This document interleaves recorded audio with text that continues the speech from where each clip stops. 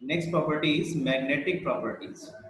तो magnetic properties की अगर हम बात करें तो मैग्नेटिक प्रॉपर्टीज के थोड़ा सा आपने सॉलिड स्टेट में भी पढ़ा हुआ है, डायमैग्नेटिक सब्सटेंसेस, पैरामैग्नेटिक सब्सटेंसेस। तो जो डायमैग्नेटिक सब्सटेंसेस होते हैं मैंने आपको बताया था, they are weakly repelled by the magnetic field, while paramagnetic substances are attracted by the magnetic field। तो मैग्नेटिक प्रॉपर्टीज यानी कि जो पैरामैग्नेटिक बिहेवियर है किसी भी सब्सटेंस का, वो उसमें प्रेजेंट अनपेयर्ड इलेक्ट्रॉन्स की वजह से होता है। अगर किसी भी एटम के अंदर, किसी मेटल के अंदर अनपेयर्ड इलेक्ट्रॉन्स हैं तो ये पैरामैग्नेटिक बिहेवियर शो करेगा, because each such unpaired electron having a magnetic moment associated with its spin angular momentum and orbital angular momentum. तो बहुत सीधे सीधा अगर क्वेश्चन आपसे पूछा जाता है, why transition metals form magnetic compounds और शो पैरामैग्नेटिज्म, तो उसका सीधा सीधा आंसर लिखेंगे because there n-1t subshell is partially filled. यानी कि पार्शियली फिल्ड का मतलब फुल्ली फिल्ड नहीं है, और पार्शियली फिल्ड अगर होगी तो उसमें अनपेयर्ड इलेक्ट्रॉन्स रहेंगे। तो अगर क्वेश्चन आता है why transition metals show paramagnetic behaviour, तो सिंपल आंसर करेंगे because they have n-1t subshell partially field in which unpaired electrons are present, that's why these substances show paramagnetism or paramagnetic behavior। हम ये जो magnetic moment है इसको हम mathematically calculate भी कर सकते हैं by this formula, mu is equal to under root N N plus two. यहाँ पर जो एन है वो नंबर ऑफ अनपेयर्ड इलेक्ट्रॉन्स है, जो एन है यहाँ पर that is number of unpaired electron, और जो यूनिट है मैग्नेटिक मोमेंट की इसको हम म्यू से एक्सप्रेस करते हैं, that is Bohr magneton. In short हम इसको बीएम लिख देते हैं। जैसे क्वेश्चन हमारे पास ये है कि calculate the magnetic movement of A divalent ion in aqueous solution, इसका एटॉमिक नंबर कितना, 25, यानी 25 एटॉमिक नंबर किसका हो गया, आपको तो पता ही है, मैंगनीज का है, और डाइवेलेंट है, दो पॉजिटिव चार्ज है, इसका इसी आप क्या लिखेंगे, आर्गन 3d5 4s0, यानी कि 5 electrons are unpaired, 1 2 3 4 5 electrons are unpaired. So number of unpaired electrons, formula क्या था हमारे पास, mu is equal to under root N N plus two, where n is number of unpaired electron. तो यहाँ पे unpaired electron कितना है, 5 5 plus 2 कितना है, 5.92, और यूनिट कितनी होगी उसकी, बोहर मैग्नेटॉन। ऐसे हमारे पास एक क्वेश्चन और दिया हुआ है, इसको भी मैं आपको अप्लाई करके दिखाता हूँ। This is the question number, calculate the spin only magnetic moment of Mn2 positive. तो देखिए, सॉरी M2 पॉजिटिव है, एटॉमिक नंबर 27 है। 27 जो डाइवेलेंट कैटायन है इसका EC अगर हम लिखेंगे, ग्राउंड स्टेट में क्या आएगा, आर्गन 3d7 4s2, और दो इलेक्ट्रॉन चले गए तो कितना रह गया, 4s0 एंड 3d7 d7। देखते हैं कितने अनपेयर्ड इलेक्ट्रॉन यहाँ रहते हैं, 1 2 3 4 5 6 7, तो कितने अनपेयर्ड इलेक्ट्रॉन हो गए, 1 2 3 हो गए। तो फॉर्मूला क्या हमारे पास, mu is equal to under root N N plus two, n कितना है 3 and 3 plus 2, so it comes 3 5 15 under root 15, और इसका यूनिट क्या हो जाएगा, बोहर मैग्नेट, रूट 15 की वैल्यू आप रख देंगे आपको आंसर मिल जाएगा। तो स्पिन ओनली मैग्नेटिक मोमेंट का जो फॉर्मूला रहता है हमारे पास क्या रहेगा, under root N N plus two, और इसको हम म्यू से डिपिक्ट करते हैं, its unit is Bohr magneton. तो इस तरह से आप सभी बच्चे मैग्नेटिक मोमेंट भी पता कर पाते हैं। नाउ वी, पहले आप ये समझिए कॉम्प्लेक्स कंपाउंड्स होते क्या है। मैं कुछ एग्जांपल आपको कॉम्प्लेक्स कंपाउंड को देता हूँ। देखिए जैसे वी हैव K4 FeCN6, जब ये आयनाइज होगा तो it will give 4K positive plus FeCN6 4 negative. ये स्पीशीज मिलेंगी आपको, ये कैटायन और ये एनायन। तो ये कैटायन तो आपका सिंपल कैटायन है, जैसे Na पॉजिटिव, K पॉजिटिव, और ये एनायन आपका सिंपल एनायन नहीं है, this is a complex anion. ये ऐसा नहीं है Cl नेगेटिव की तरह या SO4 नेगेटिव की तरह या Br नेगेटिव की तरह, नहीं। और भी कुछ कॉम्प्लेक्स हम ले सकते हैं, जैसे ये हमारे पास है CONH3 whole 6 Cl3, when it will ionize it gives CONH3 whole 6 3 positive plus 3 Cl negative. तो ये एनायन तो सिंपल है, लेकिन ये कैटायन कैसा है, कॉम्प्लेक्स कैटायन है। तो ऐसे कंपाउंड जो कि आयनाइजेशन पर सिंपल कैटायन, कॉम्प्लेक्स एनायन और कॉम्प्लेक्स कैटायन सिंपल एनायन, या दोनों ही स्पीशीज कॉम्प्लेक्स देते हैं, वो कहलाएंगे आपके कॉम्प्लेक्स कंपाउंड्स। तो आप देखेंगे ये जो कॉम्प्लेक्स कंपाउंड्स हैं, इनमें कौन से मेटल प्रेजेंट है, देखिए ये आयरन ट्रांजिशन मेटल है, कोबाल्ट ट्रांजिशन मेटल है, प्लेटिनम ट्रांजिशन मेटल है, कॉपर ट्रांजिशन मेटल है। तो आप देखेंगे बहुत ज़्यादा कॉम्प्लेक्स कंपाउंड जो हैं वो ट्रांजिशन मेटल्स बनाते हैं। अब इसका अगर रीज़न जानने की कोशिश करें तो आपको 3 रीज़न यहाँ पता चलेंगे। देखिए एक्चुअली जो आपके ट्रांजिशन कॉम्प्लेक्सेस हैं, मेटल के जो कॉम्प्लेक्सेस हैं, इनमें जो स्पीशीज ये प्रेजेंट है स्क्वायर पैरेंथेसिस के अंदर, these species are called ligands which are electron rich species। और जो सेंटर मेटल एटम है, ये इसके पास वेकेंट डी एटॉमिक ऑर्बिटल्स होते हैं। तो जो लिगेंड, जो इलेक्ट्रॉन रिच स्पीशीज है, वो इन वैकेंट डी एटॉमिक ऑर्बिटल्स में अपने इलेक्ट्रॉन डोनेट करके बॉन्ड बना लेते हैं। ये बहुत अच्छे से आपको समझ में कॉम्प्लेक्स कंपाउंड यानी कोऑर्डिनेशन कंपाउंड नेक्स्ट यूनिट है हमारी, जब हम पढ़ेंगे तो वहाँ आपको ये बात बहुत अच्छे से समझ में आएगी। आज मैं बहुत ब्रीफली आपको बता रहा हूँ कि अगर क्वेश्चन आता है why a large number of complex compounds are formed by transition metals, तो उसमें 3 रीजन आप लिखेंगे। Small size cation, small size of cations. आप देखेंगे जो ट्रांजिशन मेटल के कैटायंस हैं वो एल्कली मेटल्स के मुकाबले बहुत छोटे हैं, और जितना साइज छोटा होगा उतना ही वो इनकमिंग इलेक्ट्रॉन, जो बाहर इलेक्ट्रॉन आ रहे होंगे इनकी तरफ, उनको तेजी से अट्रैक्ट करेगा। यानी कि स्मॉल साइज कैटायंस हैं ये ट्रांजिशन मेटल के, और न्यूक्लियर चार्ज ज़्यादा है। साइज छोटा होने की वजह से मेटल कैटायन का they have high nuclear charge. Nuclear charge का मतलब है जो अट्रैक्शन फोर्स इनकमिंग इलेक्ट्रॉन पे प्रोटॉन्स लगाएंगे वो बहुत ज़्यादा होगा साइज छोटा होने की वजह से। और तीसरा है availability of vacant D orbitals. देखिए अगर फुल्ली फिल्ड होते तो कहाँ से मिलता वेकेंट ऑर्बिटल, तो n-1d सबसे, क्योंकि पार्शियली फिल्ड है तो कुछ एटॉमिक ऑर्बिटल वहाँ पे वेकेंट मिल सकते हैं आपको।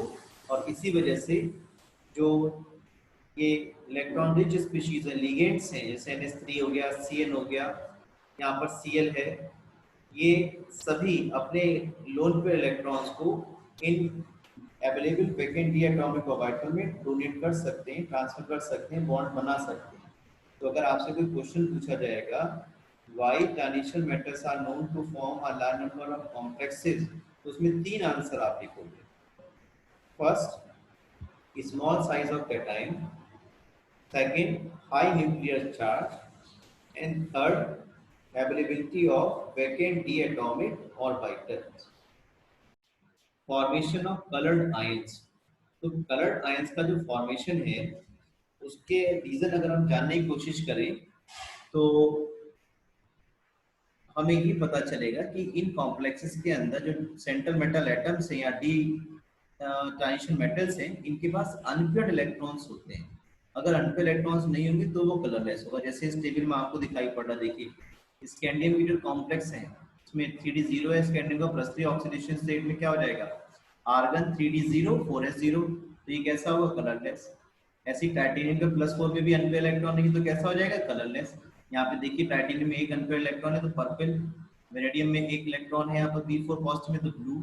तो आप देखेंगे ये जो डी एटॉमिक जो डी ये ट्रांजिशन मेटल्स हैं, इनमें अनपेयर्ड इलेक्ट्रॉन की वजह से इनके जो कॉम्प्लेक्सेस हैं वो सब जनरली कलर्ड ही होते हैं, राइट। और अनपेयर्ड इलेक्ट्रॉन होने से होता क्या है वो मैं आपको बताता हूँ। देखिए, अनपेयर्ड इलेक्ट्रॉन होने से क्या होता है वो मैं आपको बताता हूँ। देखिए, एक मैं आपको थोड़ा सा यहाँ पर स्प्लिटिंग दिखा रहा हूँ डी एटॉमिक ऑर्बिटल्स की। एक्चुअल में ये जो बात मैं आपसे डिस्कस कर रहा हूँ ये आप डिटेल में पढ़ेंगे। एक थ्योरी है जिसे हम बोलते हैं क्रिस्टल फील्ड थ्योरी, और ये क्रिस्टल फील्ड थ्योरी यूनिट 9 में आप पढ़ेंगे, यानी कि कोऑर्डिनेशन कंपाउंड में आप ये थ्योरी पढ़ेंगे। ये जो डी एटॉमिक ऑर्बिटल्स हैं जिनको मैंने सबको संग में बनाया 1 2 3 4 5, अभी इन सबकी एनर्जी कैसी है, सेम है।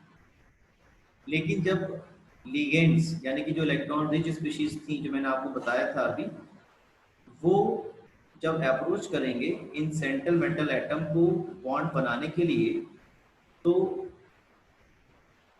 रिपल्शन की वजह से ये जो डी एटॉमिक ऑर्बिटल्स हैं इनकी डी जनरेसी डिस्ट्रॉय हो जाएगी। डी जनरेसी का मतलब है जो सेम एनर्जी थी वो अब सेम नहीं रहेगी। जो 3 एटॉमिक ऑर्बिटल्स हैं वो तो नीचे आ गए, उनको हमने बोल दिया ट्रिपलेट ऑफ एटॉमिक ऑर्बिटल यानी कि T2G। और दो जिनकी एनर्जी बहुत ज्यादा थी उनको बोल दिया हमने एनर्जेटिक एटॉमिक ऑर्बिटल। तो अगर इलेक्ट्रॉन जो कि यहाँ पे ग्राउंड स्टेट में इस समय T2G में प्रेजेंट है, जब लाइट पड़ेगी, जब ये लाइट को एब्जॉर्ब करेंगे, तो ये इलेक्ट्रॉन एक्साइट होकर के हायर एनर्जी लेवल में चले जाएंगे Eg में, और उसके बाद जब दोबारा से ग्राउंड स्टेट में आएंगे तो ये सर्टेन कलर की जो वेवलेंथ है उसकी लाइट को एमिट करेंगे, और जिस वेवलेंथ की कलर की लाइट को एमिट करेंगे वही कलर हमें विजिबल होगा। तो ये काम जो है ये हो तभी सकता है जब अनपेयर्ड इलेक्ट्रॉन प्रेजेंट हो। अगर ये सारे इलेक्ट्रॉन्स पेयर्ड हो जाते, सारे एटॉमिक ऑर्बिटल्स यहाँ पे इलेक्ट्रॉन से फिल्ड हो जाते, तो स्टेबिलिटी बढ़ जाती। जब तक अनपेयर्ड इलेक्ट्रॉन्स हैं, जब तक n-1d सबशेल पार्शियली फिल्ड है तो स्टेबिलिटी नहीं है एटॉमिक ऑर्बिटल्स की। तो एनर्जी लाइट पड़ने पर ये जो इलेक्ट्रॉन है ये एक्साइटेड स्टेट में चले जाएंगे, और जब वापस आएंगे तो पर्टिकुलर वेवलेंथ की लाइट को एमिट करेंगे, वही कलर हमें विजिबल होगा। आप देख सकते हैं ये T2G क्या है, ये भी तो डी एटॉमिक ऑर्बिटल ही है, और ये जो Eg है ये भी डी एटॉमिक ऑर्बिटल का ही पार्ट है। तो इस तरह से यहाँ पे जो इलेक्ट्रॉन है लोअर डी से अपर डी में जा रहा है, तो इसको हम नाम दे देते हैं डी ट्रांजिशन।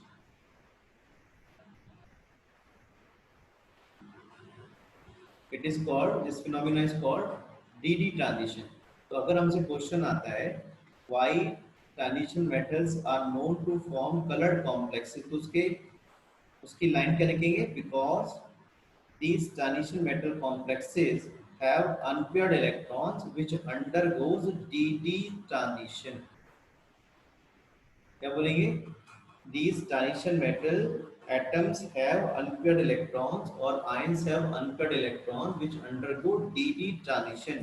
आपको कुछ और बहुत ज्यादा एक्सप्लेन करने की जरूरत नहीं है, आपको इसमें पूरे 1 मार्क का क्वेश्चन रहेगा, इससे ज्यादा का क्वेश्चन रहेगा, 1 मार्क पूरे मिलेंगे। तो if the question is asked why the complexes of transition metals are colored, तो आप बहुत सिंपल बताएंगे because these complexes central metal atom or ion have unpaired electrons which undergo dd transition, formation of interstitial compounds। तो interstitial compound कैसे बनते हैं, क्या होते हैं, पहले हम वो समझ लेते हैं, राइट। सो इंटरस्टिशियल कंपाउंड्स अगर आपको स्टडी करना होगा तो ये कोई भी ट्रांजिशन मेटल के एटम्स हैं जो सॉलिड फॉर्मेशन में पैकिंग में जाते हैं। During the solid formation atoms undergoes packing, बहुत ही क्लोज पैकिंग में जाते हैं। आपने पढ़ा हुआ सिंपल क्यूबिक में, पीसीसी में, और एफसीसी या एससीपी या सीसीपी एक ही बात है, इसमें जाते हैं। और जो छोटे एटम्स हैं जैसे कार्बन है, हाइड्रोजन है, नाइट्रोजन है, वो इन इंटरस्टिशियल साइट्स में एंटर कर जाते हैं, और ऐसे कंपाउंड्स हमारे हमारे कहलाएंगे इंटरस्टिशियल कंपाउंड्स। तो देखिए इंटरस्टिशियल कंपाउंड्स क्यों बनते हैं उसका रीजन अगर आपसे पूछा जाएगा तो आपको यही बताना होगा कि during the formation of, during the packing atoms undergoes, during the solid formation atom undergoes packing or lattice formation and some interstitial sites are formed in between the atom, and small atoms like carbon, hydrogen, nitrogen are trapped inside these interstitial sites or crystal lattices of metal atoms and form interstitial compound. आप देखेंगे इसमें कोई atoms का एक definite ratio नहीं आता है। मान लीजिए कॉपर के एटम्स में हाइड्रोजन चला गया तो कितने एटम्स H के रहेंगे वो डेफिनेट नहीं होता, इसलिए इनके जो फार्मूले हैं वो डेफिनेट नहीं होते और इसलिए ये नॉन स्टोइचियोमेट्रिक कंपाउंड्स होते हैं और ना ही टिपिकली आयनिक होंगे और ना ही पूरी तरह से कोवलेंट होंगे। जैसे TiC, Mn4n ये ratio, Fe3n, vanadium H0.56, Ti H1.7, ये इनके एग्जाम्पल्स।